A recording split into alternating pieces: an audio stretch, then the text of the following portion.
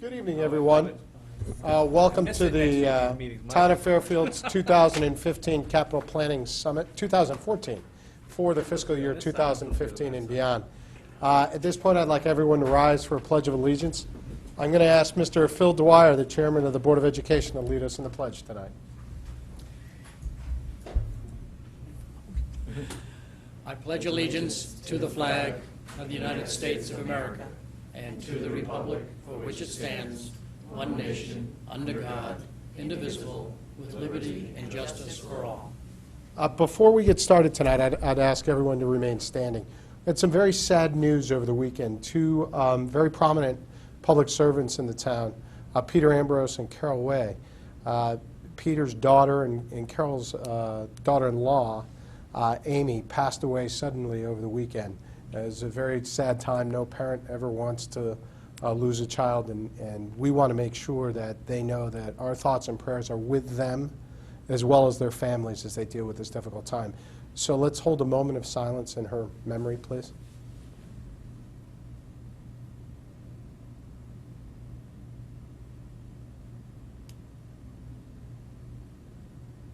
Thank you very much.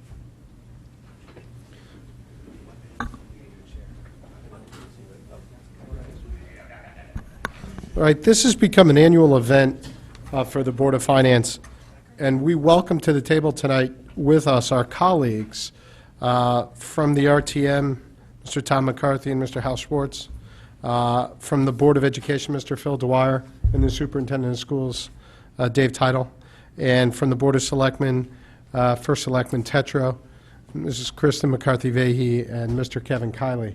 Welcome to our table. Welcome to the meeting.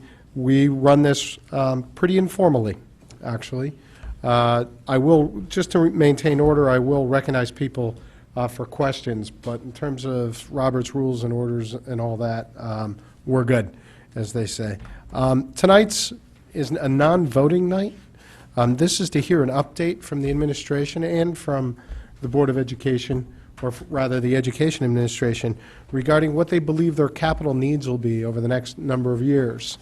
It is not the night to vet individual projects and go through specifics of those projects. It is the night to ask overall questions regarding level of funding, how we may want to fund things, what had to be bumped from prior years, what the differences are prior years, what are we anticipating our debt service costs will be in subsequent years, and things such as that.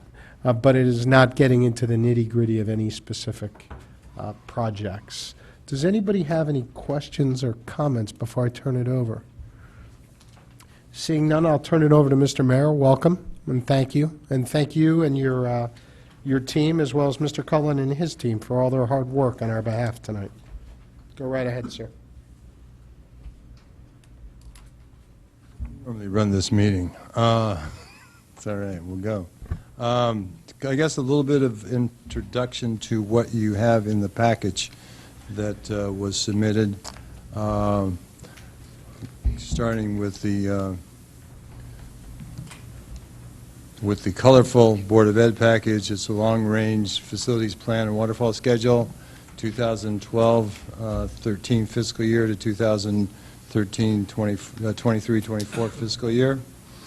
For those in the audience who have got copies of the handouts who are not familiar with the packages, the top part of the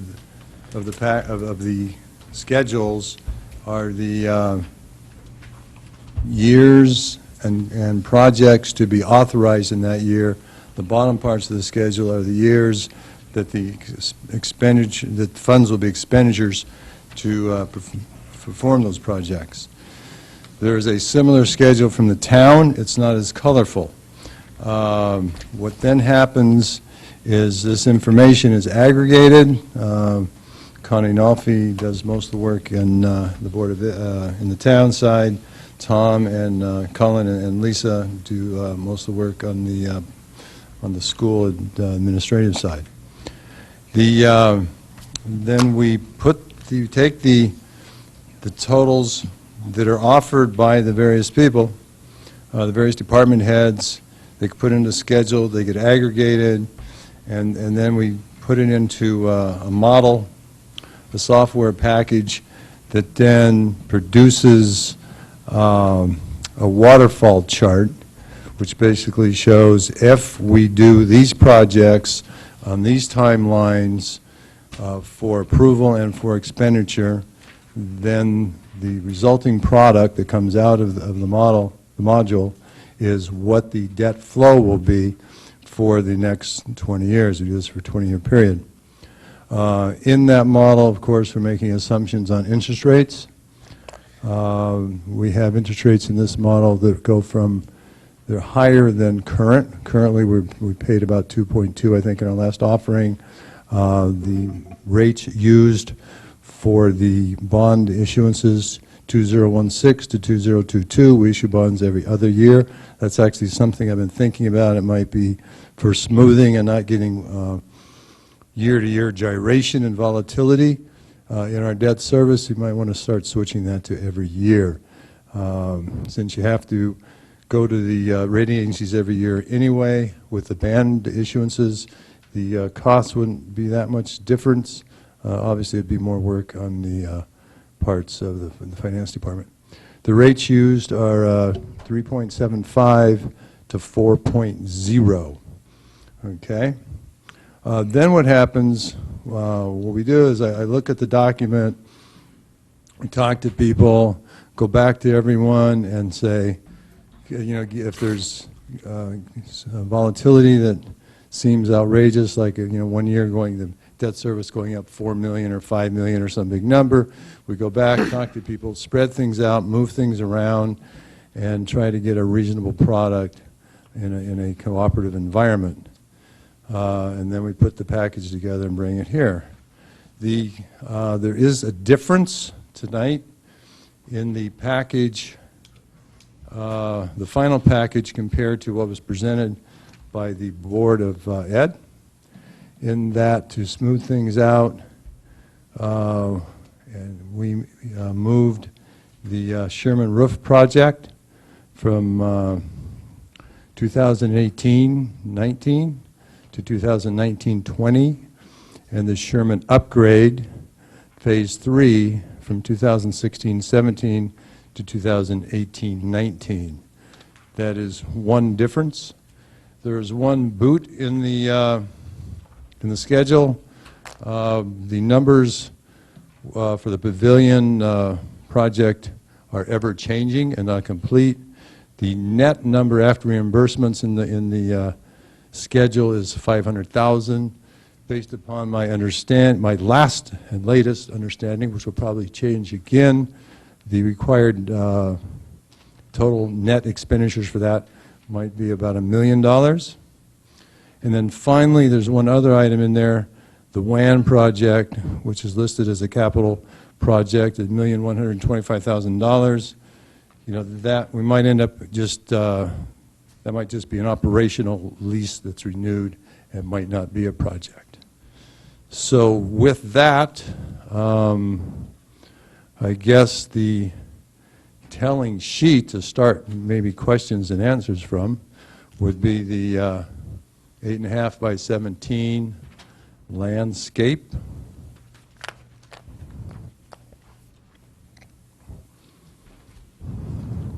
So that would be this, Yes, sir. our fall schedule.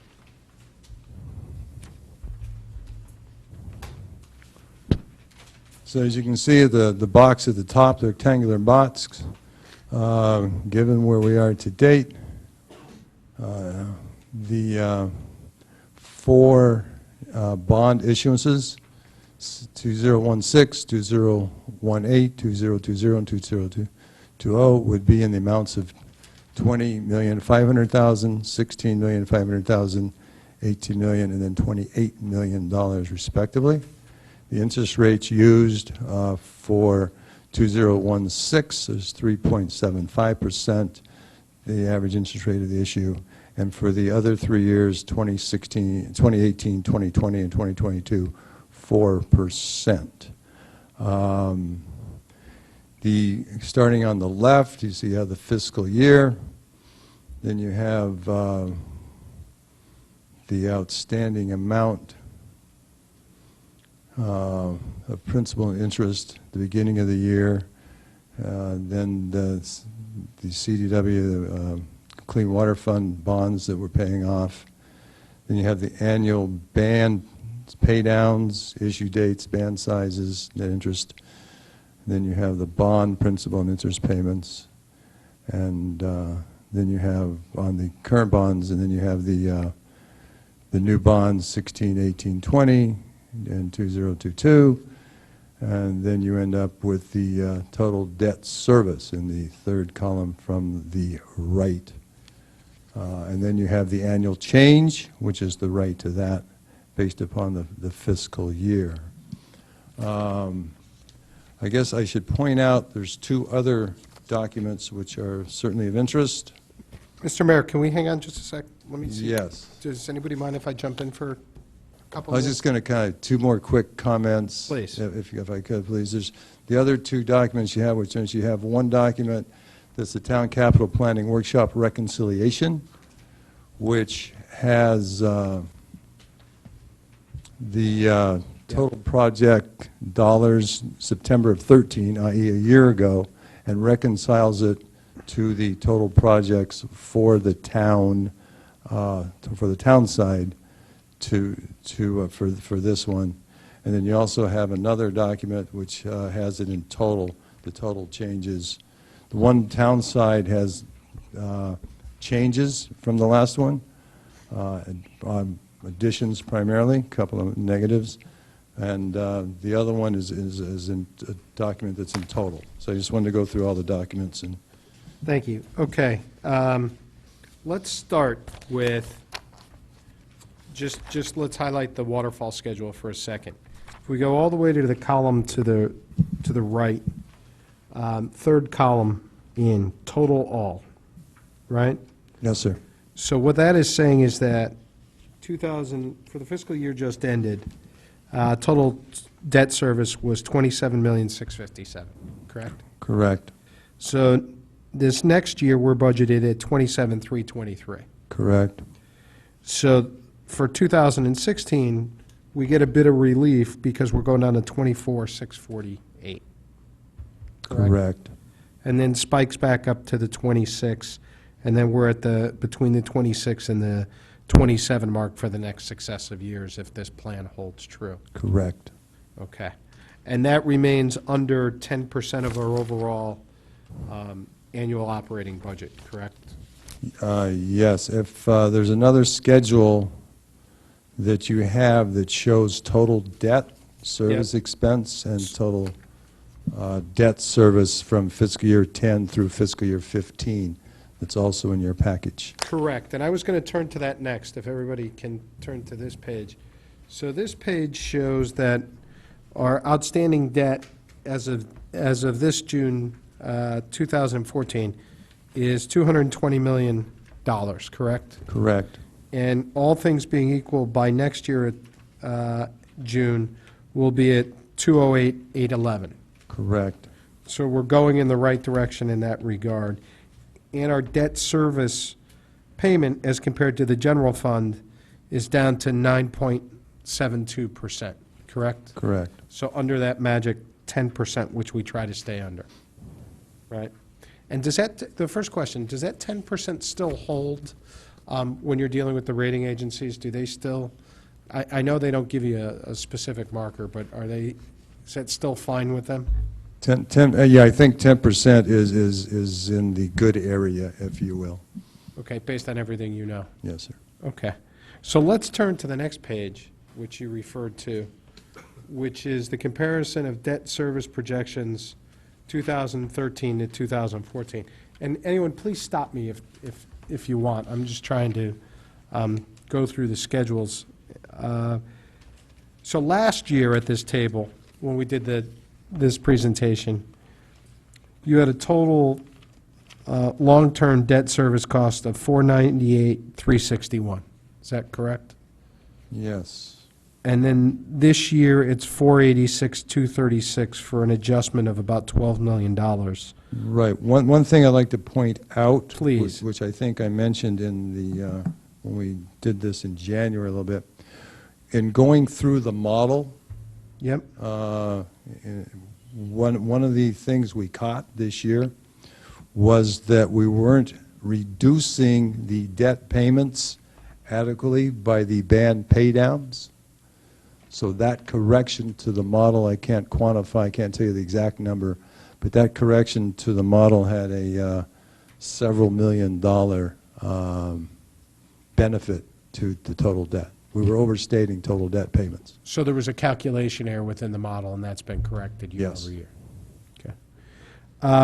If you look at the bottom of the sheet, right, and this is the interesting part. So last year, we had the capital plan, and it indicated that we, all things being considered, we thought we'd have to spend about $98 million.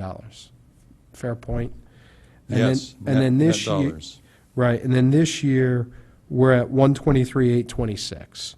So it's an increase in capital planning of $25 million. For that time period, yes, sir. And that represents projects, right? It's capital Correct. projects, And non-recurring. then you have the other And that's sheet what I that wanted- details it. And that's what I wanted to go to. Does anybody have a problem if we walk down this sheet a little bit and so that we understand what the differences are year over year? Yeah. Everyone think that's a good idea at this point?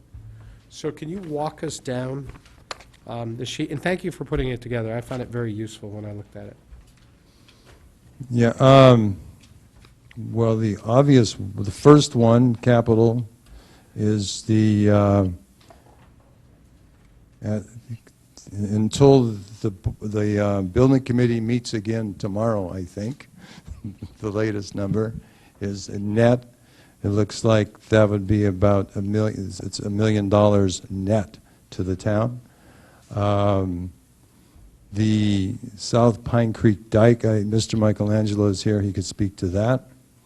The ECC move, Mr. Tetra, or if the police department is here, they could speak to that. I can't see behind me. I guess the ECC is in the floodplain. Yeah, the ECC move is something we are looking at and planning at. One of the things that came out of Storm Sandy is that our emergency communication center is in the basement of a building in the floodplain. And that's for lack of a better term, a structural weakness in our communications and emergency operations. We are looking to do that. I asked the police to put together an estimate so we can include it in this. If you asked where are we going to move it to and what is the target address, we do not have that at the moment, though we have talked to Sacred Heart University about some possibilities up there with the building they have going on and whether we could use one of their basements that is considerably above the floodplain. Okay. Anybody have any questions right now? Seeing none, go right ahead. Right, the Senior Renovation Center, Senior Center Renovation Project, I guess they've gone through there, made some estimates on some work to improve the fiscal facility. The ladder truck for the fire department, all of the fire equipment in this model references and ties to the fire department vehicle replacement plan that was presented before this body and other bodies in the last several months. And then there's some increases in scheduled projects and transferred from non-reoccurring of certain WAN, LAN, and telephonic projects that totals up to $1.5 million. When we go to the non-recurring, there's one number that just really stands out, doesn't it? $7,076,000, which is based upon the conversations that took place during the last budget process regarding the condition of DPW vehicles. And Mr. Michelangelo has put together a schedule that goes out through the 10-year period, and the cumulative amount for replacement there is that number, $7 million. Then the other 15 or 12 items there are just, kind of general kind of activities, Burr Mansion painting, Fire Station 4, you know, there's the current fire station layout doesn't allow for new trucks to fit all the way into the fire station, so we need some renovation there. There's some work related to the ECC and the Fairfield Library's IT systems. There's some floodgate stuff. Then there's IT relocation as well, which is similar reasons to the ECC location. And it's on the bottom of the schedule instead of the capital part because it's less than $1 million instead of more than $1 million. Okay, and to be clear, this schedule is just the town side. This is not And the the Board of Ed schedule is side. just the town side. Okay. All right. Questions, comments from anybody? I know, we'll go to Mr. Walsh. In regards to this DPW vehicles showing up, and this is the first time that it showed up in non-recurring at any one of our capital meetings, is that correct?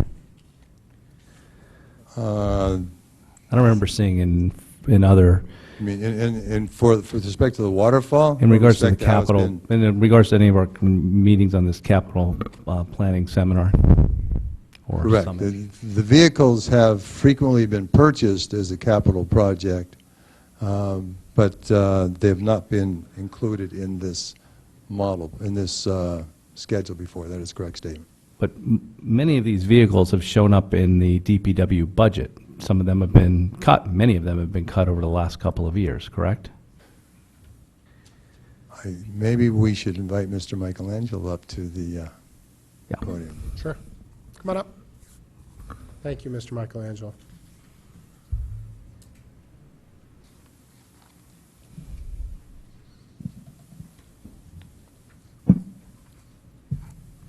Good evening.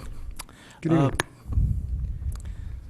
One of the items that I presented at the August Board of Selectmen meeting was a report on our capital vehicles, public works vehicles.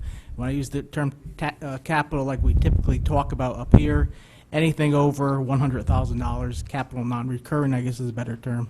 So how many vehicles do we have over that threshold? What's our plan to replace them? And we currently have 48 vehicles over that. And this is, you know, along the lines of the conversations we had last spring with the request for 7 vehicles, which got approved. And then there was the question, you know, what does this 7 do to us? Are we still behind? Are we still playing catch-up? What do we need to catch up? So as part of that document, what we outlined, myself and Scott Bartlett and Jeff Cornwall, is a plan of what we think we need to be, or where we need to go in the next 5 years, to be at a fairly comfortable level with our vehicles. So that plan that we came up with, that was just presented to the Board of Selectmen probably 3 weeks ago, was incorporated in this version of the document.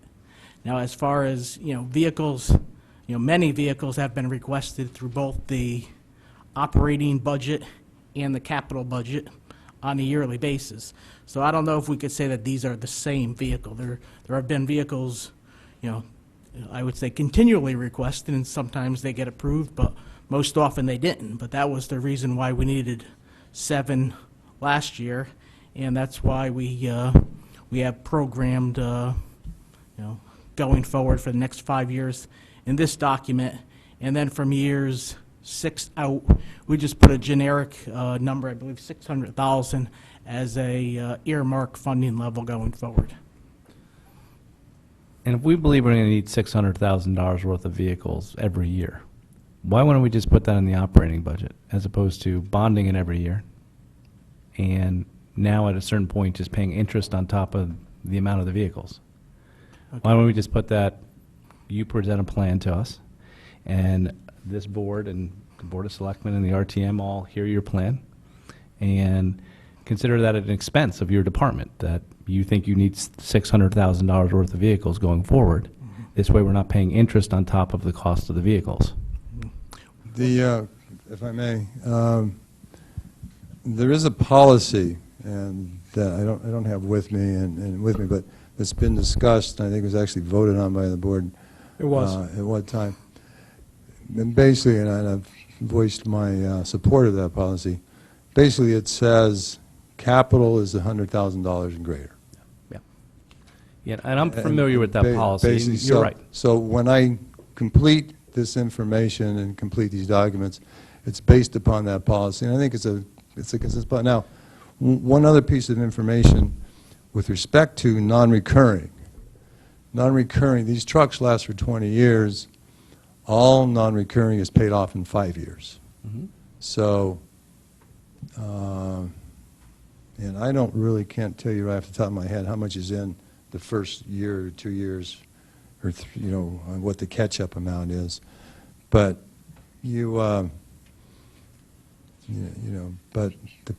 just repeating what's in the schedule is consistent with the policy, and secondly, even though the life of these trucks is greater than 20 years, they're all paid off within 5 years. But the only, okay, go ahead. I think just to expand on that a bit, and Mr. Walsh, to your point earlier, I think that this does not represent things that, say, have been cut from the budget in the last 3, 4, or 5 years. I think in many cases, DPW has done their best to only present to the budget and to the boards those trucks, those vehicles that they thought were most crucial to be repaired because of their age. And so many of these represent requests that were not even submitted as part of that. They did not get everything they've asked for over time. So part of this is really the catch-up overall. It might make sense to have the DPW vehicle replacement plan presented to this board to get a better handle on that, and when we'd have the details by year, so you can see how much of that is early catch-up. I think the concern at any point is this is not necessarily operational costs. If we were caught up, we would not be spending at this rate, but part of this is the catch-up part to get through that. But certainly the schedule as it's written towards the later years, especially when you go out to, 2020 and beyond, you clearly are adding $600,000 a year. So at some point in time, the administration or somebody got together and said, we think we're going to need $600,000 a year.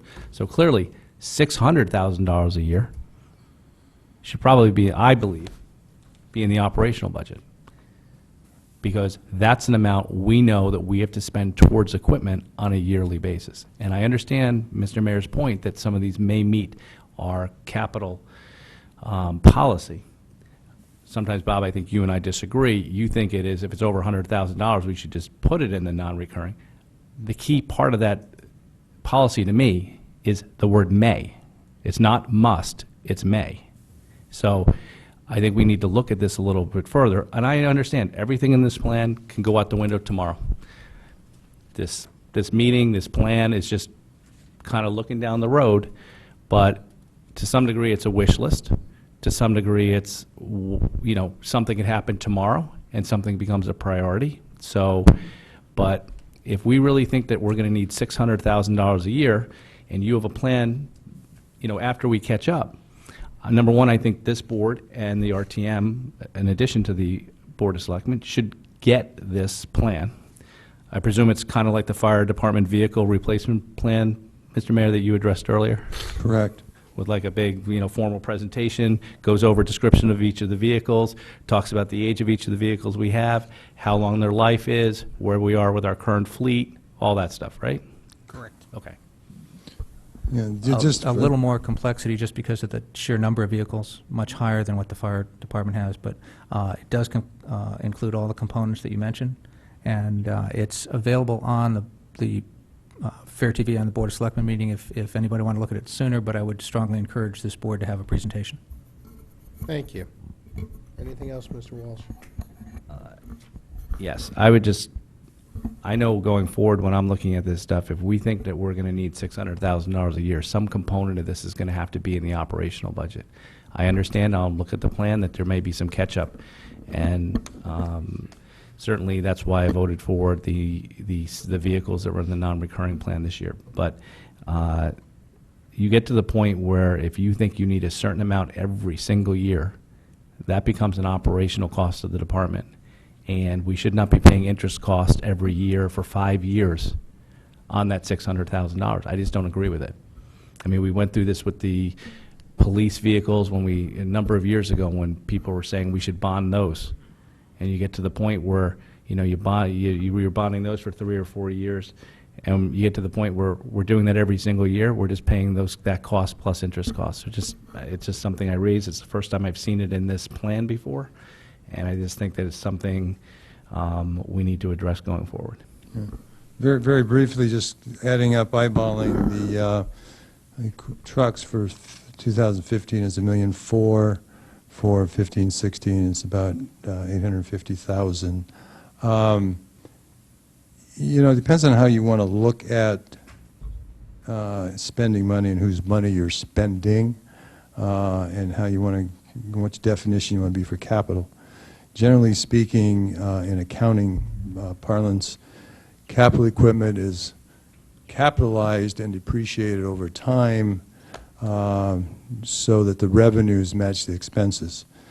By capitalizing items that have a longer life, you're actually taxing the people who are getting the benefit of that during the life of that particular capital asset versus taxing the people who are here today for what's going to be used 20 years from now.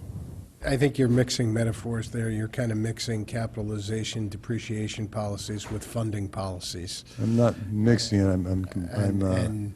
Well, I'm talking about who pays what for when. yeah, but you and, could and say the the purpose you of could that. say the same thing about pensions.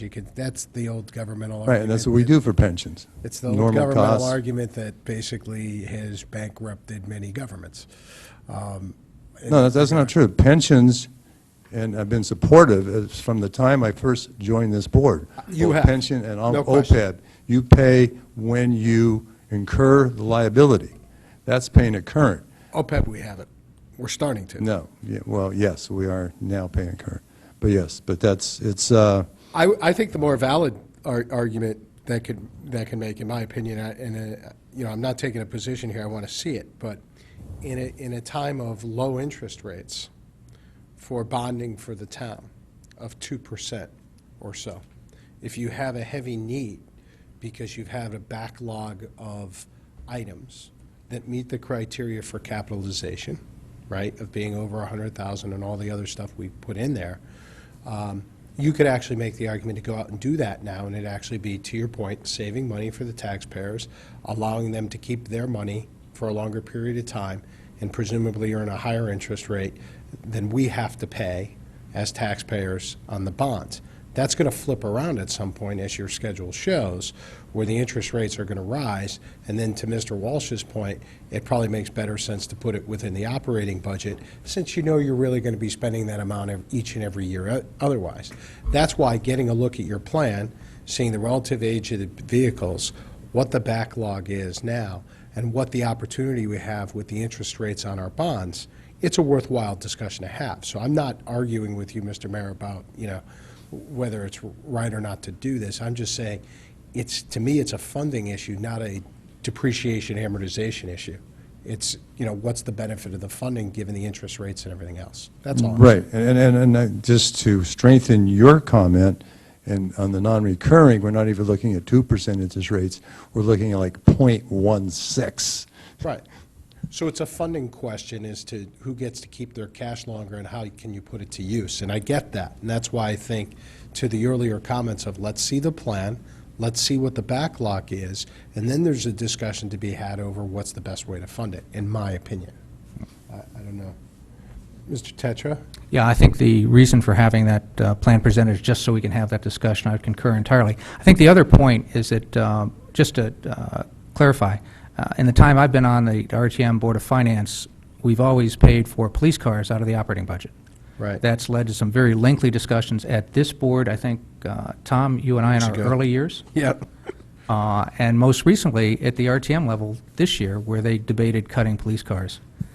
And I think part of what we're trying to get to here is also have a little more certainty as we go through that those vehicles will be funded and not kind of cut at the last minute as part of a budget deal. Right. So I think that's the other variable we're trying to take out. And certainly DPW has been one of the departments that suffered from that because they have big chunks of money available with each truck that makes it easy to cut. And when somebody turns to Joe and says, what can you live without, that's what happens with that. So by doing it as part of the non-recurring, that changes the dynamic a bit on that discussion. Yep. And I think that, again, I think it's important that we have that discussion as part of the process. So I think it depends on the fact pattern, right? That's all I'm saying. It depends on the fact pattern at the given time and what's available to us on interest rates and all that. But I do concur, if you're going to be spending so much per year, it should be part of operating. But if you've got the opportunity to take care of a backlog with low interest rates, you should do it. And it's a discussion worth having. And if it's a level amount per year, one could easily make that argument. If it's not a level amount per year, then I think that's why you want That's to take a correct. look at that. And I think we need to see the plan to do just that. I agree.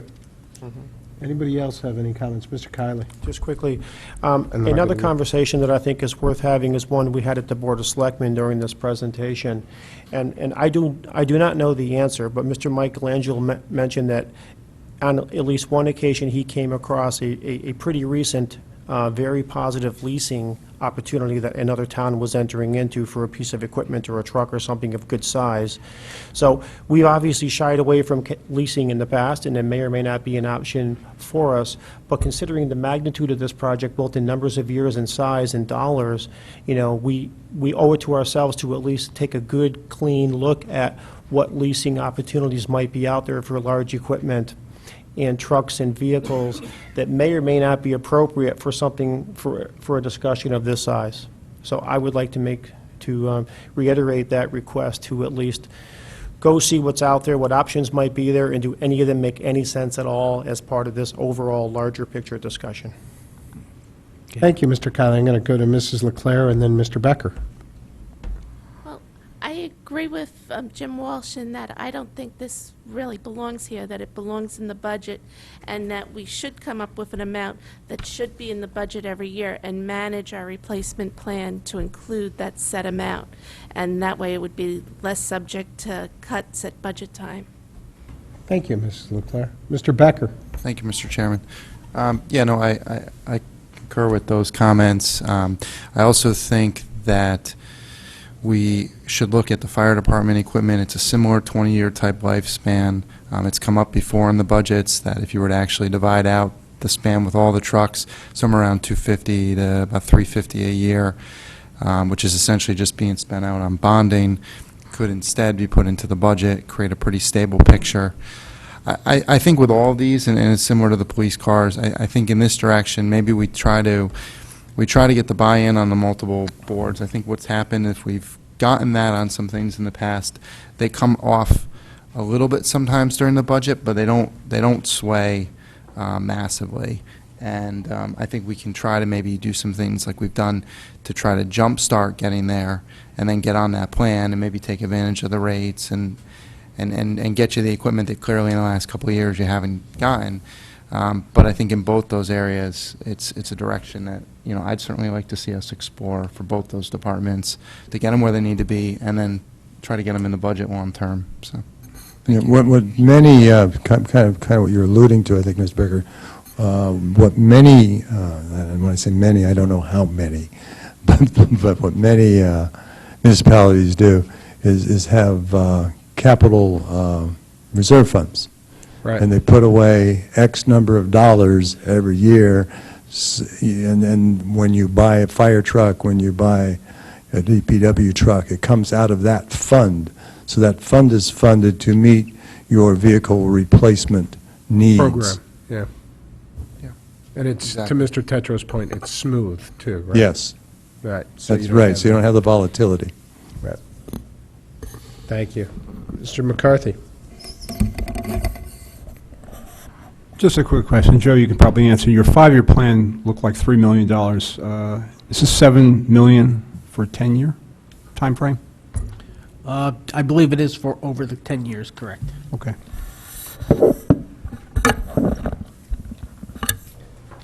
Mr. Walsh? If we do go down this route, and I really want to see the plan, obviously, we're going to have to look at Mr. Michelangelo's budget, because clearly for the last number of years, we were doing stuff in the operating budget.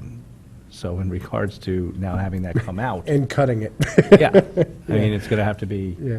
it's not going to just be an increase of X if we're taking these vehicles out. Right, So that's going to have to be looked at. right.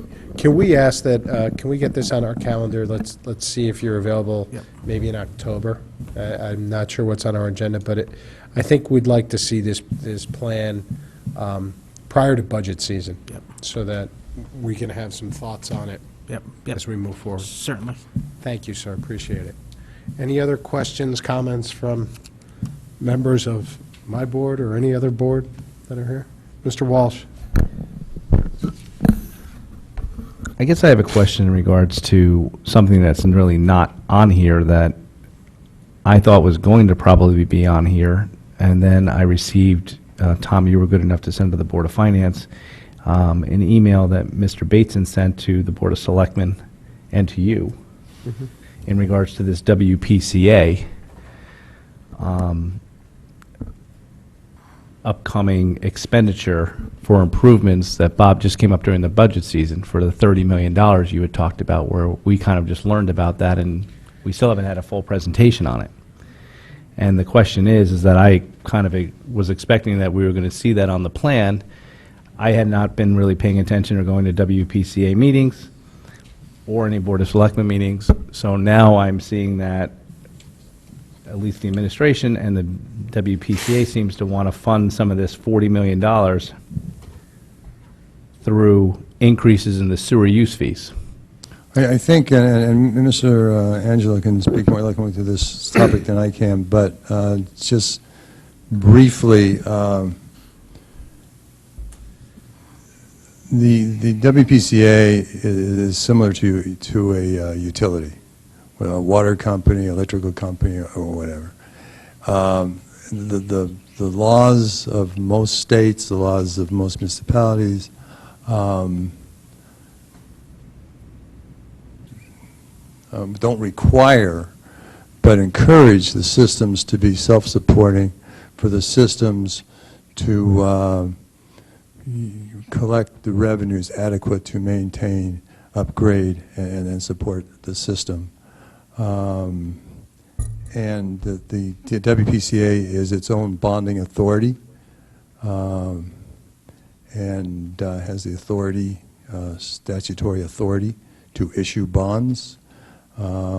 We did, for the WPCA, put together, for the commission, put together a schedule of capital requirements and cash flow forecasts for the next 20 years or so, when what would be required rate improvement increases to fund that with some level of bonding. Obviously, if the bonding was greater, the rate increases would be lower. And basically, there's a couple, but I'll turn the table over to, or the mic over to Mr. Michelangelo. Now, one of the things that we've never had is, when the waterfall process started several years ago, the WPCA was not included in that waterfall at all, which, given that our wastewater treatment plant is probably a $100 million investment, our system and our pump station is probably more than that, it's probably long overdue. One of the things that wastewater treatment plants do is probably like on every 20-year cycle, or where you get 90% of your flow, you're required to have a facilities plan, which is, that's a wastewater term, but it's a comprehensive plan of development. And our flows have been very high for very long, and our last one was done about 18 years ago. So we're at the point where we need a facilities plan, and the WPCA is undertaking that now. But so that's sort of the crystal ball that'll tell us, analyze our system, where do we need to go, what needs to be replaced. But one of the things we've done in advance of that, myself and our wastewater superintendent, Mike Fenoya, did a overview of our plant, conceptual numbers. This is what our plant's worth. This is what our pump station's worth. Tried to throw numbers in ranges of scale of how much it would cost to repair that, when does it need to be repaired. So we did that over a 15-year period. I think we tried to identify the major components at our plant, at our system, and our pump stations. So that was something that we worked on over the summer.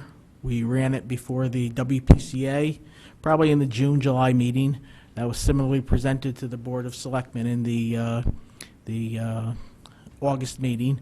But those are unrefined numbers, and what our facilities planning process will do is throw more detailed numbers on both when something has to be replaced and a better dollar amount when it needs to be replaced. Can you remind us, what was when we talked about this in the spring, it was a number of years out still before you had to do this, correct? Not a ton of years, but what years were you throwing around back then? Well, the whole process of the facilities plan and designing a wastewater treatment Yeah. plant, from the time you start the process to you actually complete it and put the shovel in the ground and complete it, is generally, 5 to 10 year time frame. Right. So we've got a few years here. To Mr. Walsh's point, right? I mean, Correct, and one of the things that's ongoing is our facilities plan, which is a involved engineering study that we're going to spend quite a bit of money and time on. So this time next year, that's the goal, is to have a better defined plan. Right. And there's some, and I mentioned this in the report to the Board of Selectmen, when you go through these planning processes, especially at the wastewater treatment plant, there are some economies of scale of doing everything at one time. When you analyze your component and it's going to last, the time frame is 5 to 10 years, well, even if it's 10 years, you want to include it in that because there's some efficiency in scales. You don't want to be in a constant construction mode, and you maximize your clean water fund reimbursements. So I guess here's where I'm going with this, right? Somewhere, I think, where Mr. Walsh was and what this memo brought up that we all received. First of all, thanks for all the hard work and the planning process that's ongoing. And it's understandable that there's not concrete numbers or anything right now. My understanding is, and I was not active in local politics at the time, or local government, I should say, was that there was a pretty healthy debate back in the day over how that wastewater treatment plant should be funded, right? Mr. Mayor, you probably weren't involved at the time either, but it was the question of whether or not it should be borne by just the people that are taxed or pay the service fee on that, or whether it should be borne by the entire town. And I think the town bodies were pretty heavily involved in that debate, from my understanding. Again, I don't know the details as to whether or not which was the best funding mechanism. So whether it belonged on the town waterfall or whether it belonged as self-funding under the WPCA budget and bonding authority. And I guess, what this memo brings up, and I think is legitimate, is before we make any concrete decisions, we probably should have that discussion again, or at least dig up what that discussion was, understand what the pros and cons were to both sides, why they made the decision they made 20 years ago or so. Maybe we don't need to revisit their debate. There was a lot of bright people there at the time. I don't know. Haven't read it. And understand the complexities of that and what the roles the town body should play in that decision-making process. Yeah, a couple of points of interest. One, Fairfield is one of the few towns that actually requires the property owner who does not access the system to pay for the system. And secondly, the state passed legislation in 1992 requiring towns that didn't have wastewater treatment facilities to create them. And that legislation requires that the users of the facilities that are built be the sole revenue source. That's great. That's great. Yeah. I think that's all relevant information we need. Right. Right. And I don't even know what our role is. Right. That's another question. What are our body's roles as it relates to the WPCA's bonding authority. I don't think that's come before since I've been on the board. No, of I've just Finance. started researching that. Yeah. Mr. Tetzer? I think the idea of having that discussion, I think, was all part of the intent and plan going Yeah. forward. I think that coming out of last year's budget discussion, there were a number of items that came up. Mr. Michelangelo's been putting together more plans than any director we've had for DPW in the last 20 years, from vehicle replacement plans to sidewalk replacement plans to working with the WPCA. I think this is right where the point. I can easily imagine the discussion taking place 20 years ago, especially if we're asking people that aren't benefiting from the service, those on septic systems, on that, to pay for a service, an expensive service they don't get. Much like our assessments for sewer service, when sewers go in your street, you are assessed because you're going to be using those pipes and that infrastructure. I think this case, we looked around, we noticed, and we probably want to do this in light of what sewer fees are charged in other municipalities. It's my understanding, at least a few that we've looked at, that ours are lower than theirs.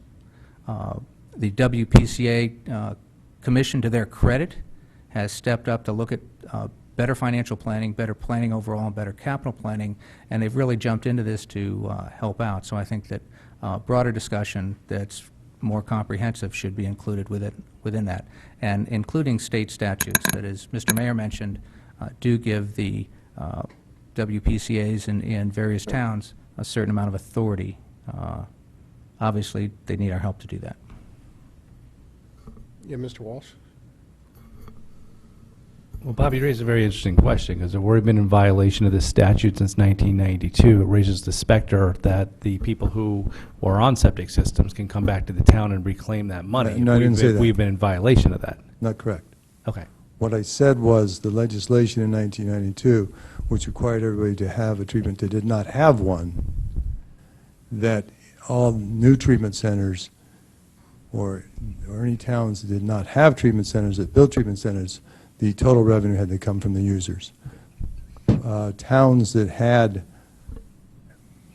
systems prior to that 1992 legislation who were taxing the general, who were supporting it with general tax revenue, or were able to continue to do so. Okay. So what you're basically saying is then, since we had a system, correct?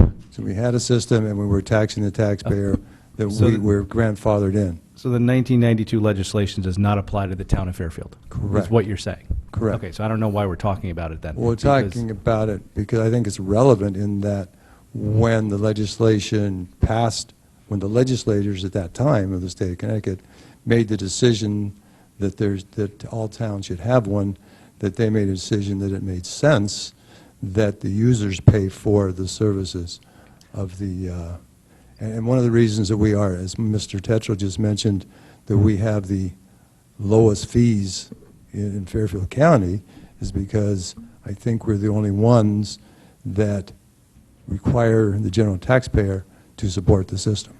And to add on to that, Mr. Walsh, exactly to your point, obviously when the state passed that, they did not want to create the problem that you just mentioned.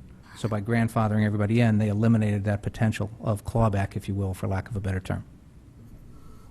Well, I'd suggest that if the administration can pull the minutes of some of those meetings so we could all see what our forefathers, the reasoning, because my recollection, having been here back then, was that the town had made a decision, as all the bodies, that this sewer treatment plant benefited the entire town. And even the people who are on septic systems get to dump, there are companies who, Joe, am I wrong? That if you have your system pumped by a septic company, that waste can be dumped into our system at no cost, correct? No, they have to pay. They have to pay like Okay. 150 a load or whatever. Okay, but I they thought it do. was for free, no? No, Okay, it's $150 a load? something like that. Okay. Per tank load. Okay. So when when a septic system gets pumped every 2 years or so, that's approximate cost. All right. I think it'd be great if the administration could pull those minutes for those meetings, so we could all get some sense of the reasoning used before, so we can have some sense and not have to recreate the wheel of why we did what we did as we go forward. I would just also like to know what our role is in this, just because it hasn't gone before since I've been on the board, so I don't, Yeah, this has been something that Ms. Michelangelo and I have been working on, and Yeah. that is one of the items that we are researching. Yeah. And I think because this is covered in part by state statute, we want to take a look at what the authority is up I'm there fine and how with that's that. driving it. Yeah. I think looking back 20 years is certainly interesting, but I also think that it's important that as we look at things, the real question is, what do we want to do today going forward? Mrs. Leclerc? I'd also like to know what percentage of the sewer use is by like town and municipal use versus residential and commercial users?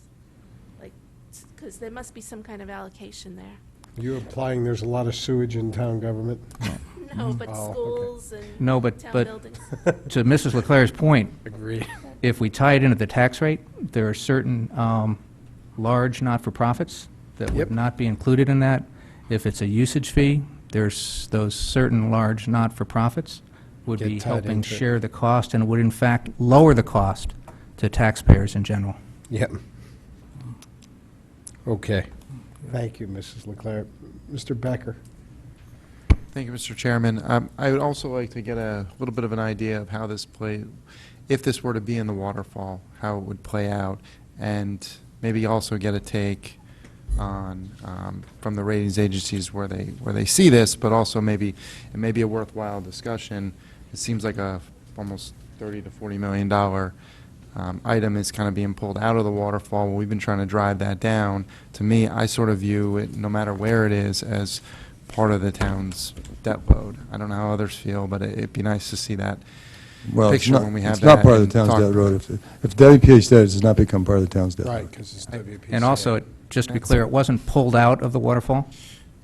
Per our discussion last spring, it wasn't in the waterfall, and that's what we're trying to do, is make sure we have a capital plan that addresses that and that we address it appropriately. Correct. I just, to me, it seems like it was going to go there if you followed the way we've been doing it for quite a number of years now. And if that had happened, we would have probably run up against the 10%, which I think we've spent some time trying to drive down from. So I certainly have concerns over it. But thank you. We're going to go to Mrs. McCarthy-Vahey.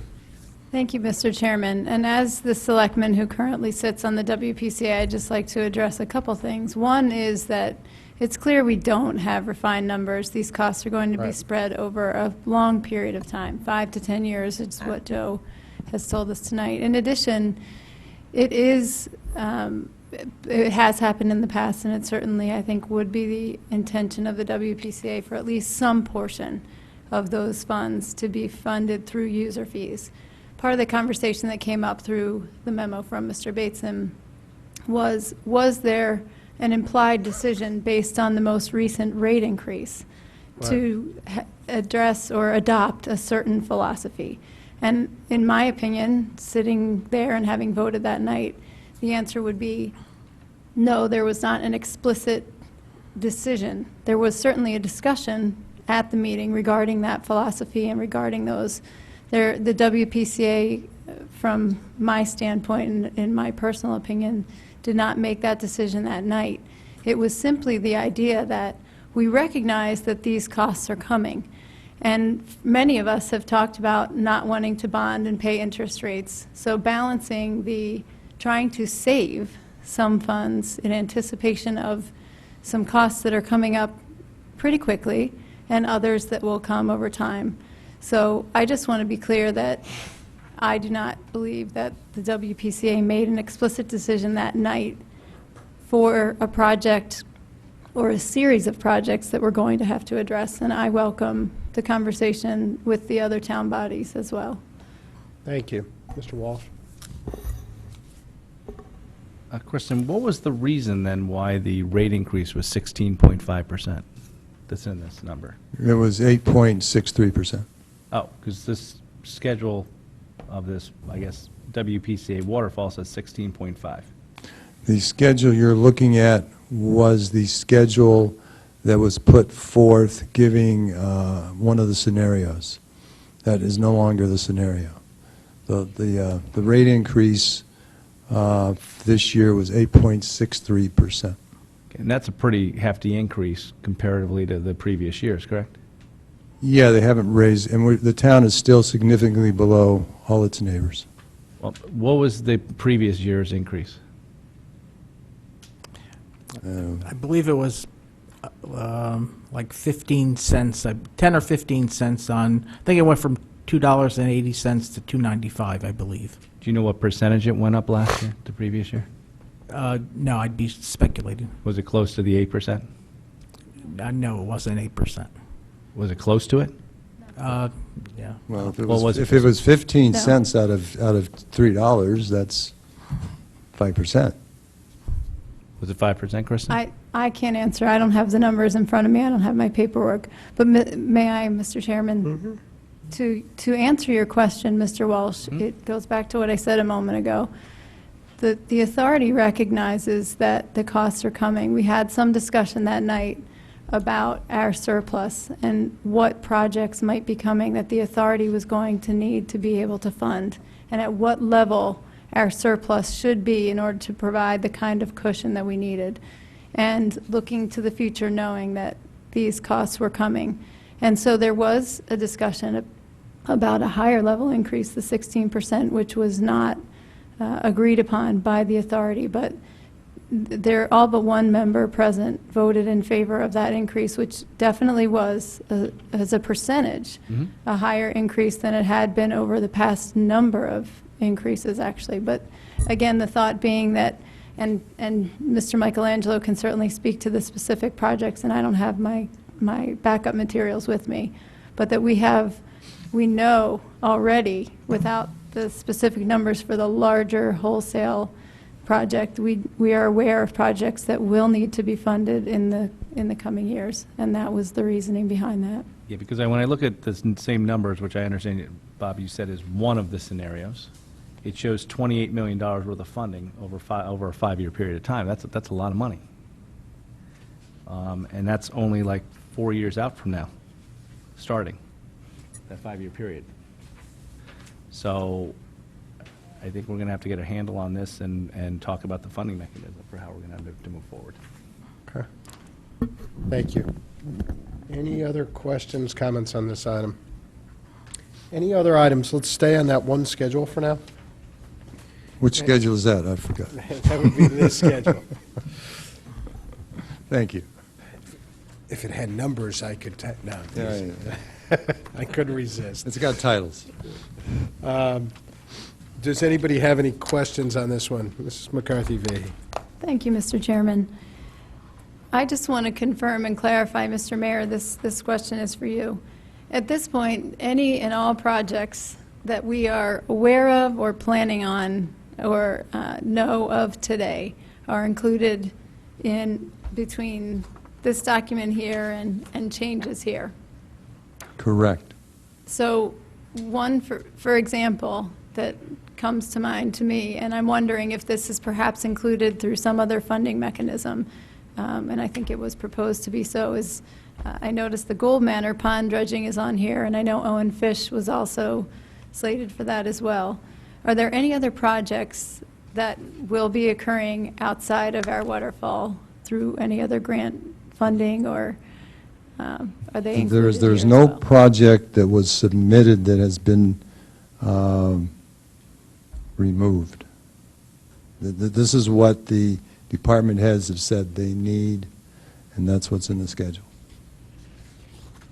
So Okay, so the follow-up- specific project you're talking about, I don't know. Now, the Owen Fish project was one that we submitted for a steep grant. It was dredging of the pond, sidewalks around there, lighting, as a, community development type project for the Stratfield area that we submitted in steep in early 2014, and it didn't make it. But that wasn't part of the waterfall. That was something we hoped to do, and it may get done in some way, shape, or form in a future grant or parse it out some way, but it was never part of the waterfall plan.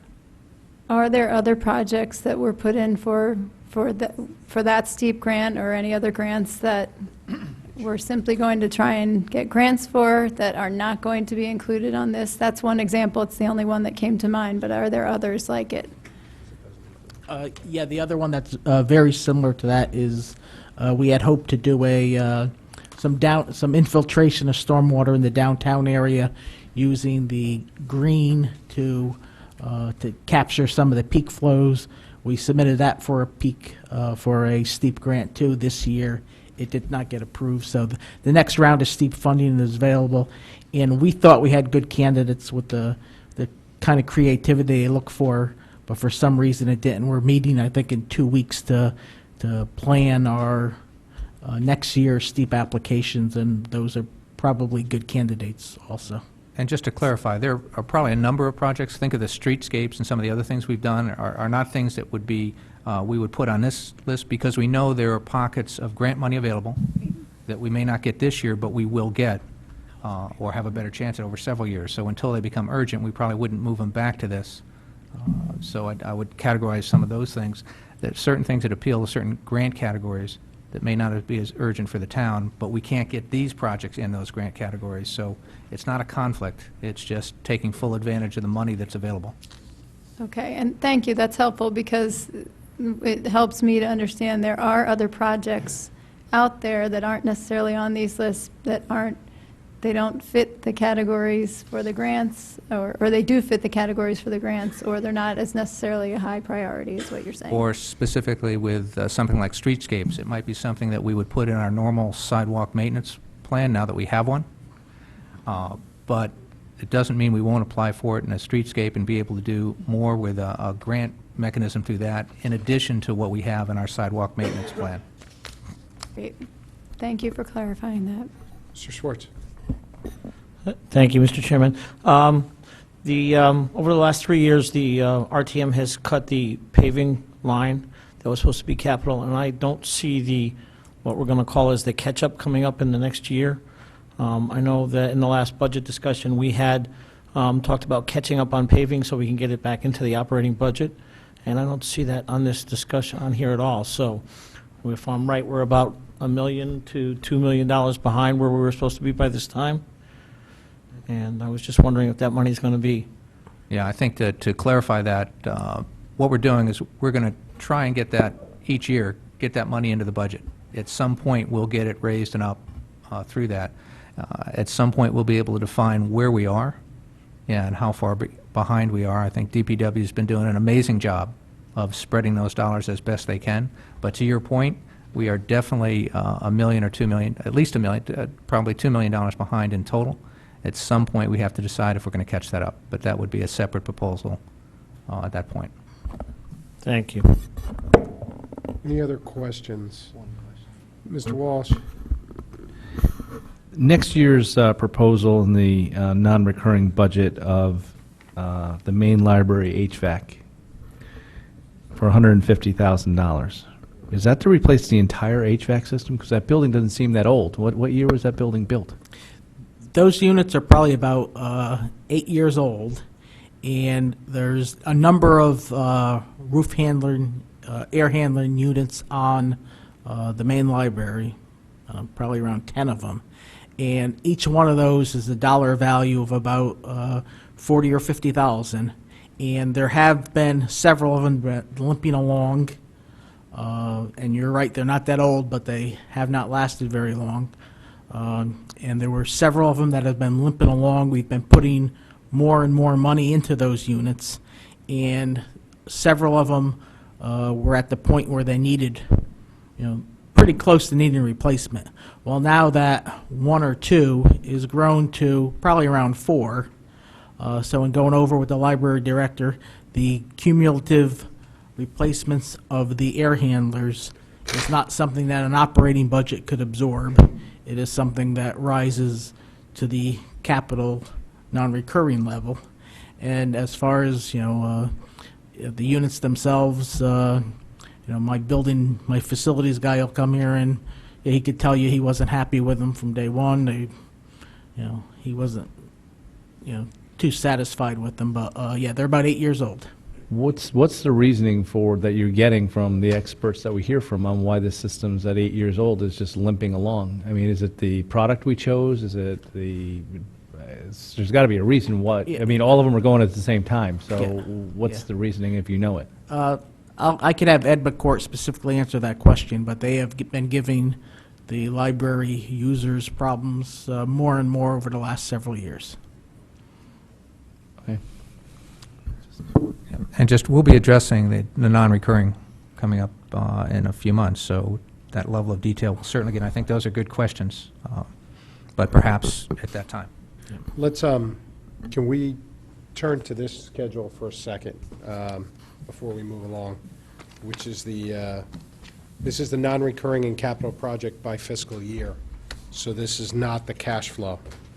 I'm on page 1 of 4, and this is just, to look out much further isn't fair.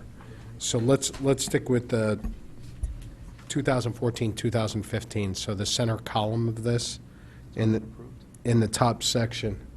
So the non-recurring we're good on. The capital projects that are over $1 million here.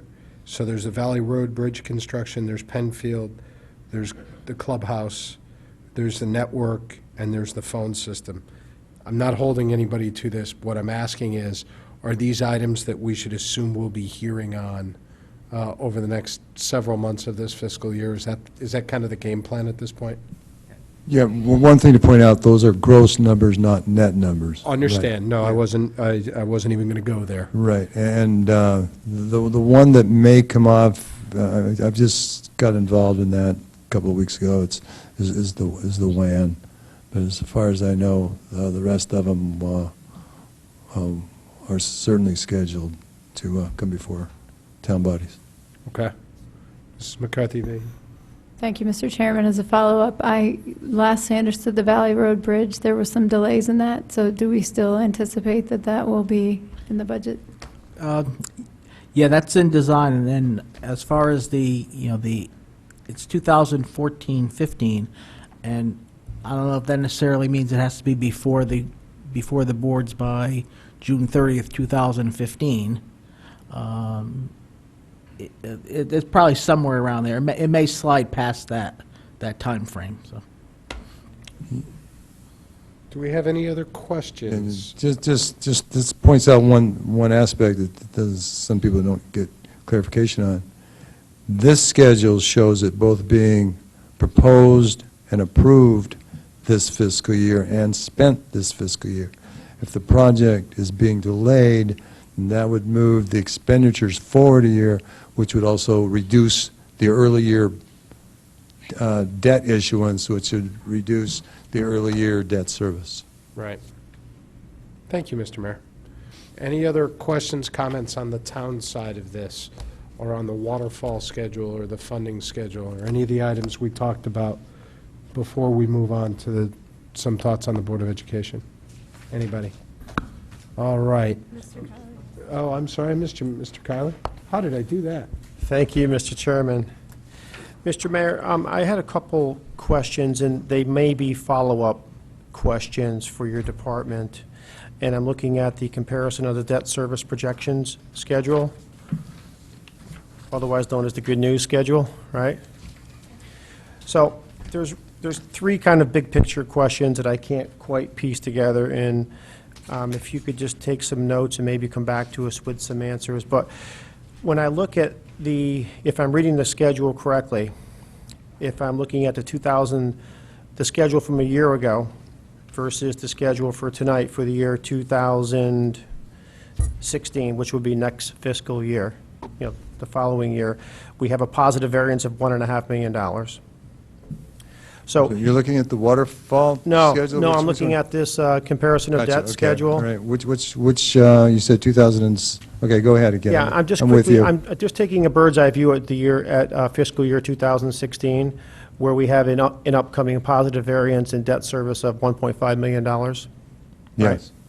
Could you put together just a top-level schedule that just shows the significant drivers for that savings, like what's falling off that schedule? I've seen some other If you look at information- the waterfall, Yes. if you go towards the left-hand side where it says band paydowns,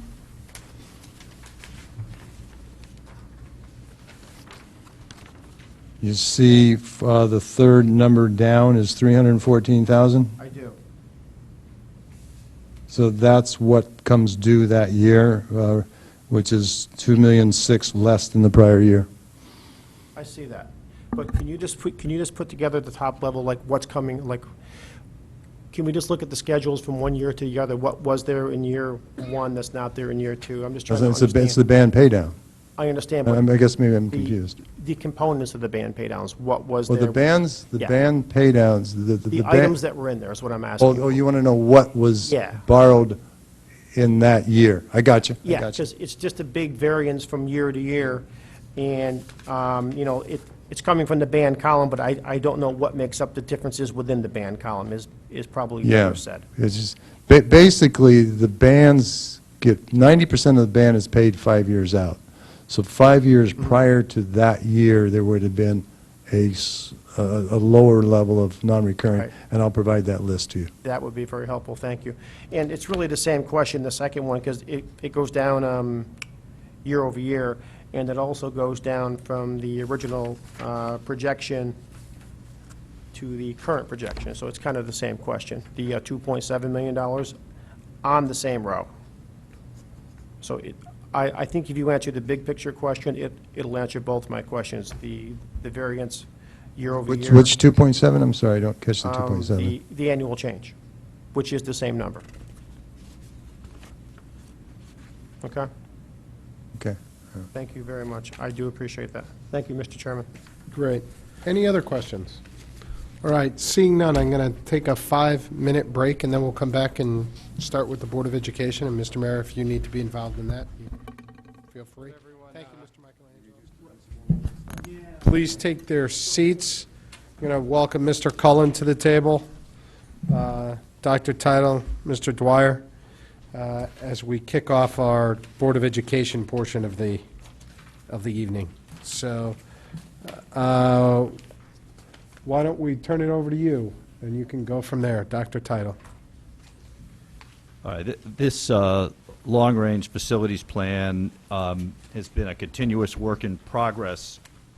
And so, as we went through last year, you might recall, we had a number of projects come through that were somewhat unanticipated, or the costs went up from the initial projections. So, for example, Fairfield Ludlow High School, when it came through, we did the roof because, as you remember, the section of the roof blew off, and we all thought it was prudent to put a roof on there. And the window project, you know, we have to deal with the hazardous materials, and so we had talked all along about, you know, we need to adjust the waterfall, the Board of Ed waterfall, to keep it consistent, but at that time, the Board of Ed hadn't approved it.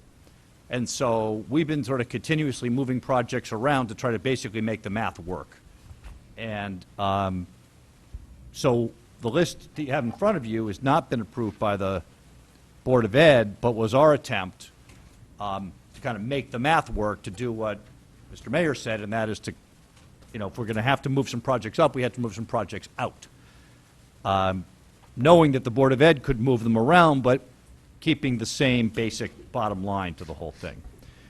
In addition, we added a placeholder for safety and security infrastructure, which we talked about, I think, last year, year before, that project is in development based on the police report, and we're carrying that as a placeholder to bring that forward this year, along with the other capital non-recurring. I should tell you, we did apply for a very large grant from the state on that. There was a new round of funding. We got $147,000 in the first round of funding. We put in for considerably more than that, so depending on what the state does, that could adjust the net on that. Right now, we're carrying a net of $2.5 million there. So that's why some projects that you might recall seeing have been pushed out. And mainly was to make the math work. Two other projects of note that are on the non-recurring side that are visible are the artificial turf fields at both high schools. In particular, the one that's in the worst shape that we have coming forward that you'll see later this year as a request, if the board approves it, is the one at Ludlow.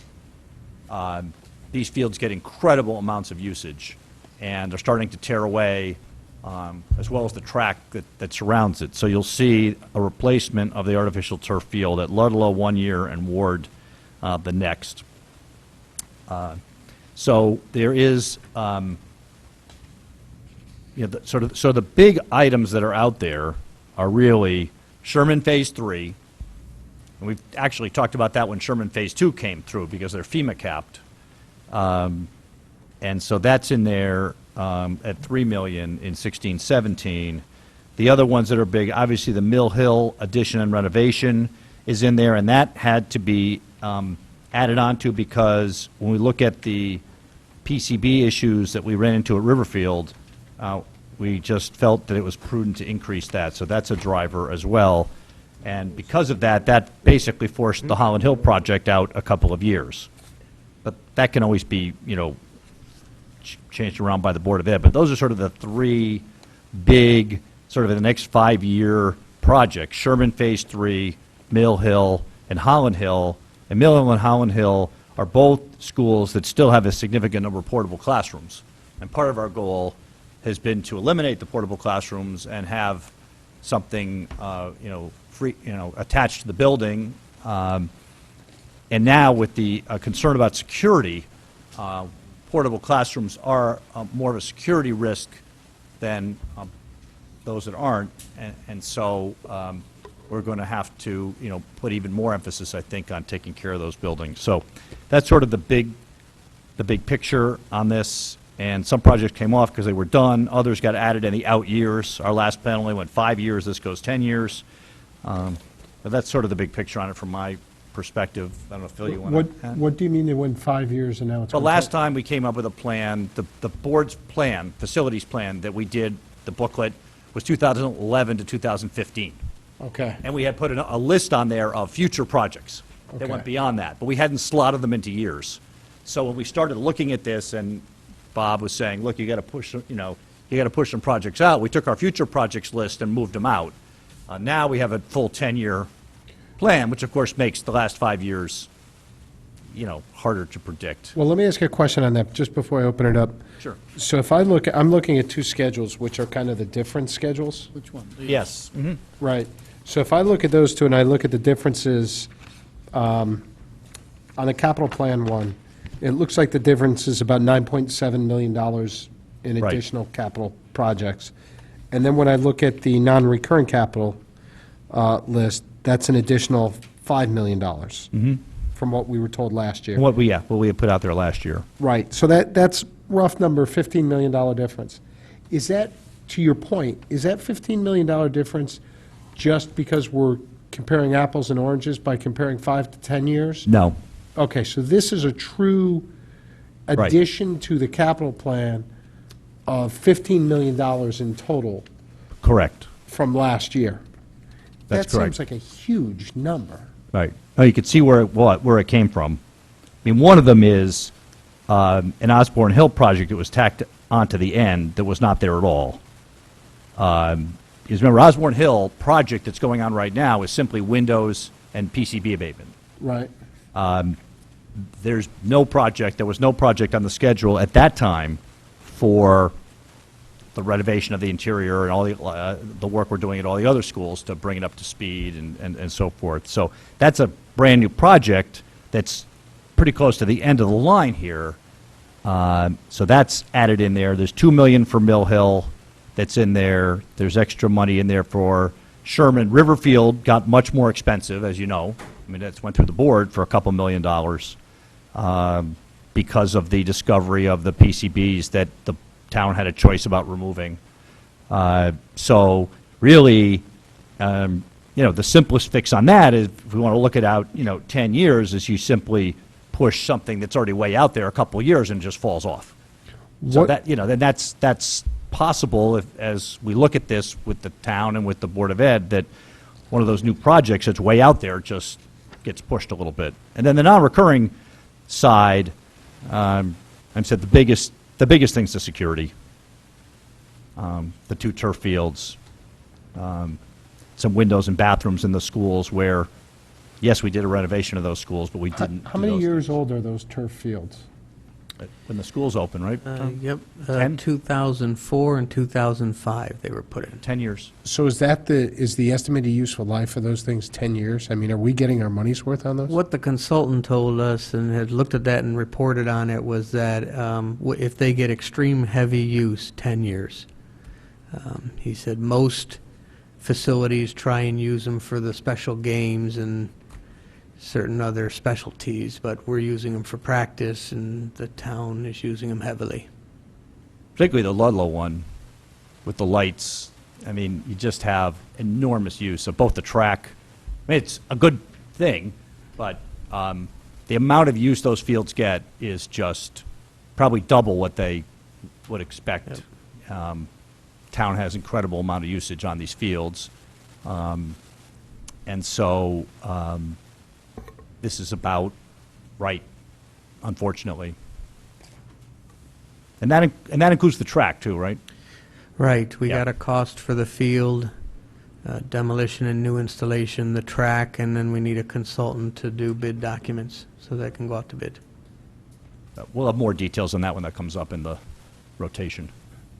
So let me bring up, and I know this isn't before us, but I know you guys have been having discussions on it, and feel free to jump in every bit.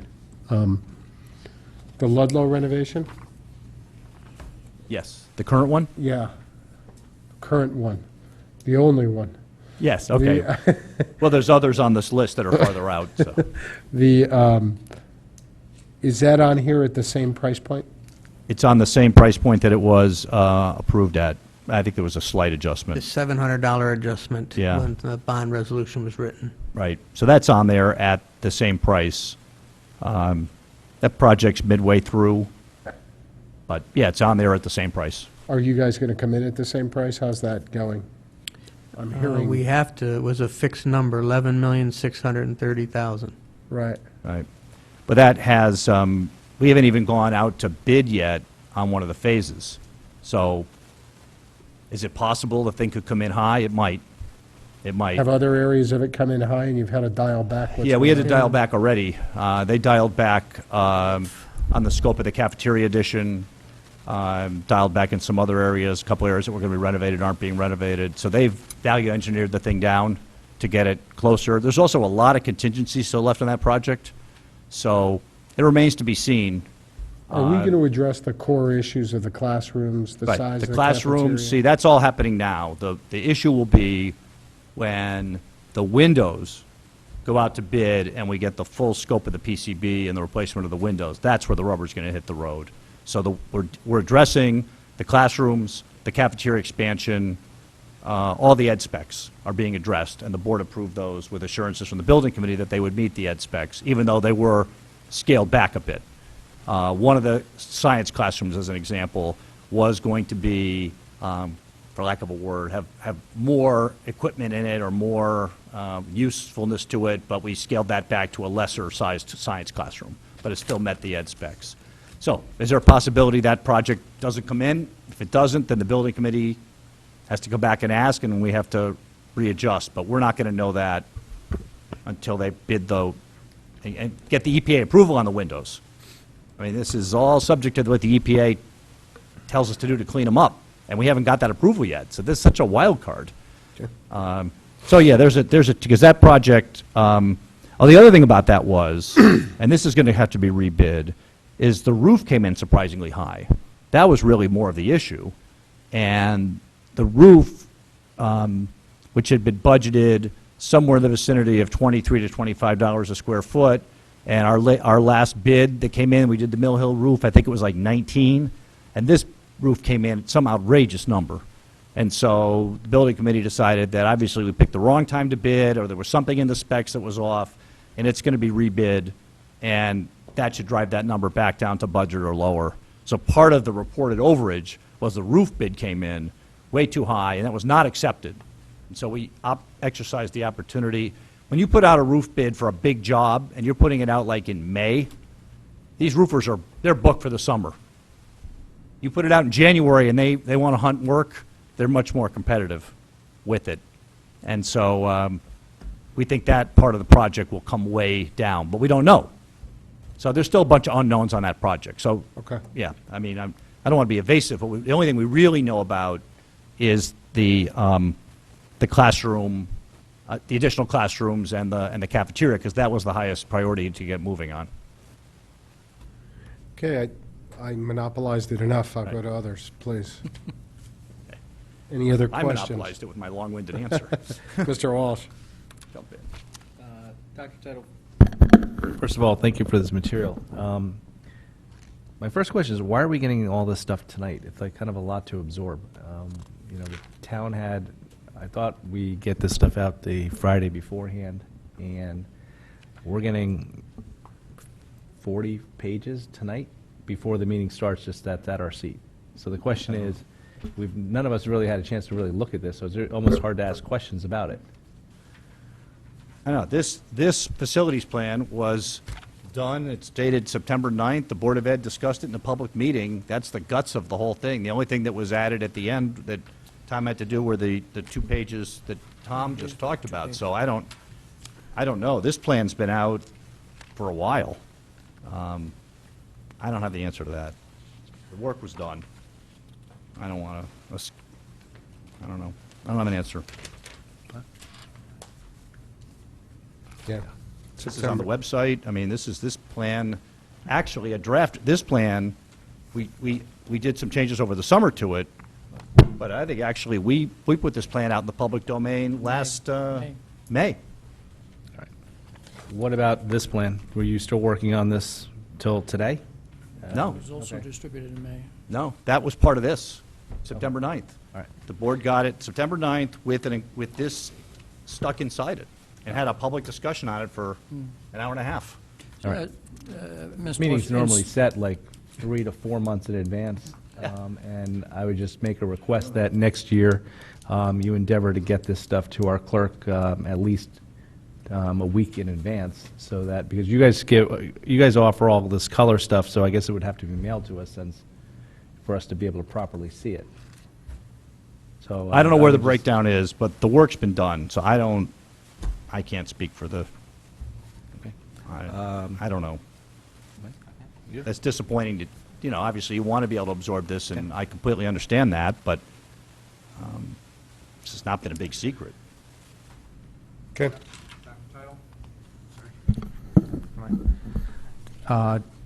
Either Tom or Dr. Title, on the Mill Hill School, when we talk about increasing that number from 13 to 15 to accommodate possible PCBs, that's the main driver on that increase. Is that correct? Okay.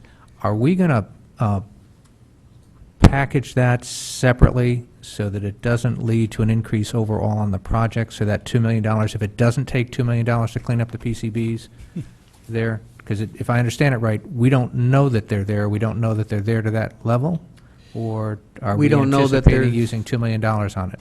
We don't know that Mill Hill has the level of Riverfield, Okay. but we do know from the Woodard and Kern consultants that they did their chlorine scanning and did find some. Yeah, and I don't mean to suggest there aren't any, and I'm not even suggesting there aren't $2 million worth. I'm just trying to confirm, when we look at that budget, do we separate out that $2 million so it's allocated specifically for PCB removal, so that doesn't impact the scope on the rest of the project? Yes. Yeah. So if perchance we get lucky and it's $500,000 to clean up PCBs, then this comes in $1.5 million less than what we're Right. We can Correct. make that clear, what the estimated is for each of those. Is the way we do this now is rather than have a building committee spend a year dissecting this, once the board sets this schedule, then we'll hire, if you remember, like, we hired Bill Silver to do one of the schools or 2 of the schools, and they'll have a very much better itemized list than you'll see in here, and they'll have a very clear number for PCB abatement in the project. So when it comes to the funding bodies for approval, it'll be clear what the reserve is for PCBs. We've yet to overestimate that. Let's put it that way. And so we're just going on, you know, we're trying to be a little safer with this and try to eliminate surprises where we can. Now, the chlorine scan, the Woodard and Curran study, The chlorine scan is not definitive. The chlorine scan is one indicator, and they gave us a bunch of intermediate steps to take to make sure there was no hazard there, and we've taken all those steps. But this is a, probability game. Yep. No, I think your approach is reasonable. Yep. And I think anticipating at this point is a reasonable, estimate based on what we've learned at other school projects. So Right. I compliment you on that. My concern is that the building committee knows when they get this, their budget is really 13 million plus Plus 2 the million for- PCBs. not 15 million. And by the way, we found PCBs and it's going to be higher than 15 million. Right, so the way we wrap that in is that we also write the ed specs differently. So we no longer give building committees wide open ed specs that say, fix everything you can for $15 million. Now, if you like to look at the Ludlow ones, if you remember, it says, we're going to do this, this, this, this. As a matter of fact, the Ludlow specs say, and not this, this, this, and this. So the building committee is really tied into the ed specs very carefully, so you can't get the scope creep. That doesn't mean you still can't come in over budget, but they won't go in over budget because they decided, or they can't decide to say, okay, we're going to replace something that wasn't in the ed specs because the PCBs came in less than we anticipated. So they wouldn't be allowed to do that by the charge that you give them and the ed specs the way we write them now. So both those things wrap them in, but these estimates move around a lot, and by the time that project actually comes forward for funding, I hope we'll know more about PCBs and the cost to remove them than we do now. But right now, that EPA is such a moving target, it's really hard to pin it down. No, and again, I compliment you on how you did this. I just want to make sure, as we go through the process, Right. that PCB component, because it was an add-on specifically for that mitigation, that we kind of keep that segregated No, that's- from the other estimate. That's understandable. I mean, they all have some allowance in there for PCB mitigation, but some have more than others based on the Woodard and Curran report. That was one of the advantages of doing that study. Any other questions, comments? Mr. Walsh? Dr. Tylen, going through this, I've noticed that in fiscal year 19, you're planning on doing the Mill Hill addition and renovation, and then Holland Hill is going to be done in the fiscal year 21. I was under the impression that after Riverfield, the next elementary school we were going to go to was going to be Holland Hill, and having me and the first selectman having been alumni of that fine institution, Right. we're kind of sensitive to that, so. Yes. So Mr. Dwyer we, wants to comment on that. Excuse me? We get the question. Mr. Dwyer would like to comment on that, Okay. actually. And I'll jump in if necessary. We adopted the plan in 2011. That is the official plan and set of priorities as established by the Board of Education in 2011. Since that date, in 12 and 13 and 14, at various town meetings, I have said we have moved the numbers around to make the math work, but that does not mean the board has reestablished or even discussed the priorities that may be implied because we had to move the numbers around to make the math work. And so nobody at this table should believe that we have just magically reestablished priorities simply because the staff have tried to work carefully with Mr. Mayor in making the numbers work for the waterfall chart to keep faith with our original commitment that if we do move numbers around, we will not increase the total bond expense beyond what was agreed to. And so this spring, this winter and spring, the board has scheduled on their work plan to review the priorities as they have been laid out for us in the past and changes that have occurred and re-debate that. I would imagine that, not unlike the earlier question around the town, is what did our forefathers think 20 years ago? Well, this is only a few years ago, but 8 out of the 9 board members have turned over, and so there's only one board member, Paul Fattabine, who was on the original board that set the original priority. So I'm sure that there will be healthy debate on that question, and certainly both Mill Hill alumni and Holland Hill alumni will be invited to the meetings. Okay, the question I have is the only thing I'm kind of concerned about your answer is that on these forms, we're actually now setting priorities based on the numbers, not on what your priorities as a board are. No, I think these forms, we're setting priorities on the amount of money that is available. If any member of the board thinks that because of the form, that means that these are the project priorities, I thought the chairman was quite clear saying, we're not debating individual projects, we're trying to debate how much money can be made available either on the town side or the Board of Ed side in each individual year, and then eventually, once we settle down on something, that the Board of Ed will then take a look at what priorities it has for the needs of the students and the needs of the facility.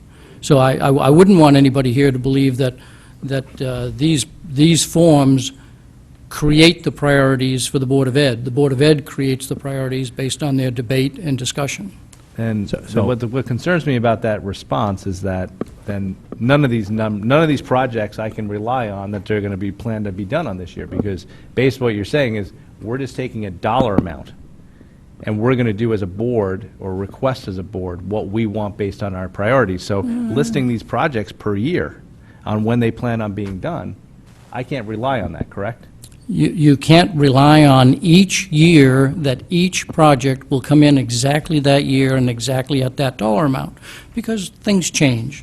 I think you have found that we have stayed pretty faithful to the original adopted plan, recognizing that changes did have to be made from time to time because of unforeseen circumstances. And when that happens, a project gets moved out a year or two or three, in order for us to be able to say, we're keeping faith with our original commitment, that it's bond expense neutral, if you will. I think one thing, Jim, if I can help a little, once we finish tonight and, had this discussion, this takes a lot to do to do another version of it, and so I don't want to have 10 versions of this floating around, but I think what we're going to do is, because there's a lot of concern about those two projects and their order, I think what we'll probably end up doing is coming up with sort of a Plan A and a Plan B. In other words, Plan A is basically this. This shows them in this sequence. If you wanted to do them in a different sequence, what would that look like, and how would that affect the other projects? And then when we get a sense of the board about what they want to do, then we can fit things in around it. Some projects do have to get pushed up because of the nature of the project, and we wouldn't want to push out. For example, if we have a roof that's leaking pretty severely, like Dwight roof is, really in bad shape. That was the one roof we couldn't do the roof extension on, the patch to get another 10 years out of it because it was so bad, no contractor would touch it. That project, we really would resist, from our perspective, pushing that out because that's really a problem to have that water leakage. But certainly you could debate the viability. So I think what we're going to end up doing is saying, Plan A is the one you saw, although I have to adjust it now for the changes that Mr. Mayor made to the Sherman projects. And then Plan B is, if you want to keep the original order, now that we have some time, this is what it would look like in the different years. And it still would pass muster with the town, because we don't want to just move it back. We need to move it back, then we need to check with Bob to say, hey, we think this still comports with the plan, does it? Because I don't have access to the waterfall. So there's a lot of work involved in that, and so we're going to, I think, do Plan A, Plan B. Here's how it looks with Holland Hill first. Here's how it looks with Mill Hill first. And to be honest with you, that's a community decision. You could make an argument for both of those in terms of the necessity.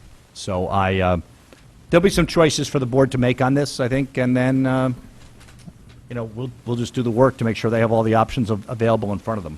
Yeah, and if I might, just to expand on that, I mean, this document is a planning document. It's not the Maginot Line. It's not, we're doing exactly this, and that's one of the reasons we don't vote on it tonight. It's a discussion period tonight. If you look back on recent history, we had a workshop, had plans put together, and then Storm Sandy hit, Newtown hit, and school security became an issue. PCBs were discovered. We went through this past year, the modifications for Penfield are dramatically different than what we thought a year ago. The Riverfield is now $2 million more than we thought, and that's kind of rippled through on these. So I think that what this does is create a great document for discussion. We know what the impact of our decisions we're making. At one level, we are trying to manage to the dollars, but at some point, if that pushes too hard, and I think, Mr. Walsh, to your concern, we're not locked into these dollar amounts. We want to stay with these dollar amounts. We want to have the discussion and solve it within the Board of Ed budget projects, within the town projects. At some point, we may have to talk between the Board of Ed and town and mutually shift each other's projects to accommodate some things if it came up that way. And it may be at some point we're coming back to the boards, because each of these projects come through on a project-by-project basis. This just becomes the big picture, the vision, how we can look at this, that we need to be able to sit back and say on any one project, we may not go ahead with these priorities based on the presentation and where we are, or we may decide to move up priorities, as we did with the Roger Ludlow projects, where we moved these 3 up and combined them into 1, even though that wasn't the original plan. So I think that this is definitely something that's a dynamic tool, and we will continue to use that as we look at each project. But I think it's a great discussion at this table, and I think you're raising points that really show us that how important this is. And just one final point is, one of the difficulties sometimes when you call projects 1, 2, and 3, people might imply, well, 1 is your priority and 3 is not, and scenario A, B, and C, and that therefore A must be what you want. That's not the case. We just happen to be numbering them, because we number the current way this is done. Scenario A doesn't mean that that is staff leadership suggestion that that's what they want. It means simply that that's where it is at the moment, because of the making the math work, and that both projects, and when we're talking about those 2, have merits for them, and it's just a question of debating them and discussing them and settling on what the priority will be, and that will occur over the winter, spring. And what you can count on is the next time the Board of Ed approves this plan, that will be reestablishing the priorities wherever they are at the moment. We're happy to do both of them at the same time in the same year if that would solve the problem. You know, if I might, the one thing, I thought this might be where Mr. Walsh was going, Mr. Dwyer, the one thing you said that, I don't want to say concerns me, but that I'd be leery of, and I'm sure you are, is the comment about, hey, there's been so much turnover on the board, right? There's 8 new members that priorities change. That's got to be very difficult to manage, because one thing about a long-range planning document, although it's just a planning document, is to be worth somewhat of the paper it's written on. There's got to be some consistency overall, and those priorities, I hope, particularly when we're talking about capital items, are priorities based on the needs of the building, right? The physical condition of the building, what's going on with the number of students, the enrollments in the building, versus somebody's got a priority for something else. I'm not implying that, but I heard that and rang true to me, because you have had a lot of turnover on your board, and that can wreak havoc with a long-term planning document, I would think. Well, no public body can make commitments for a future public body, and Right. and that's just built into the system. That's correct. All right. I think we've got is, if you look at the 11 to 15 plan, once that was approved, we pretty much stayed the course on that one. Right. Right? I mean, we stayed through that one. That's about done. If you really go back and look at that one, the problem was that some of those projects, for unforeseen things happen with some of those projects. Right. Right? And so what that really did is that didn't really impact the 11 to 15 projects. That impacted the projects beyond that. And we had to reorder them. Because those projects were your priorities.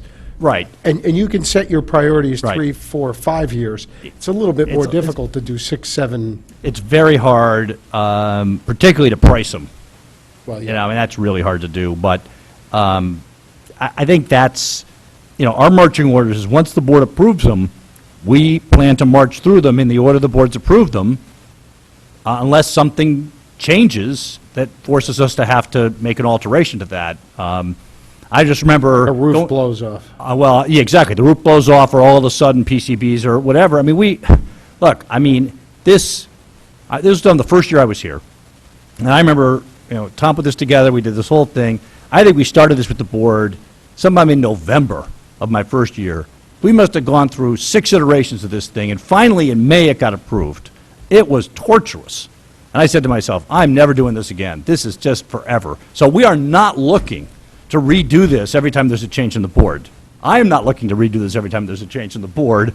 We only would redo it if something happens externally that forces us to have to move projects around. I mean, I'd just as soon be done with that. I'm glad we did 10 years' worth of projects, because this is a very contentious thing, and I think once we've got it set, it should be set for a good reason, not just who happens to be sitting there. But there will be, because last plan was a 5-year window, and this plan is a 10-year window, is there likely to be more volatility in years 6 through 10? Yes. Certainly. Yeah. Yeah.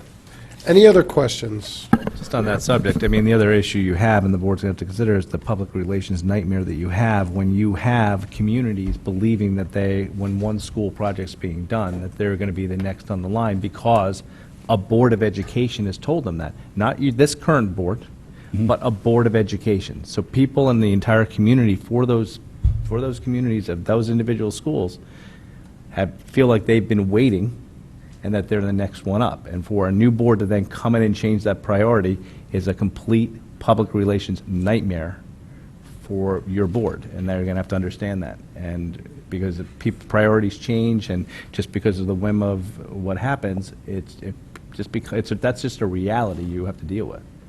My bigger concern was, and I'm glad, Dr. Taylor, you addressed it, was really, and you addressed it well, I thought, my concern about roof projects and about whether they're going to be moved around and Right, pushed yes. out You can't- pushed out 2 or 3 years, and then we're going to possibly have another mold issue like we had at McKinley or something Or the because price someone's not just doing it.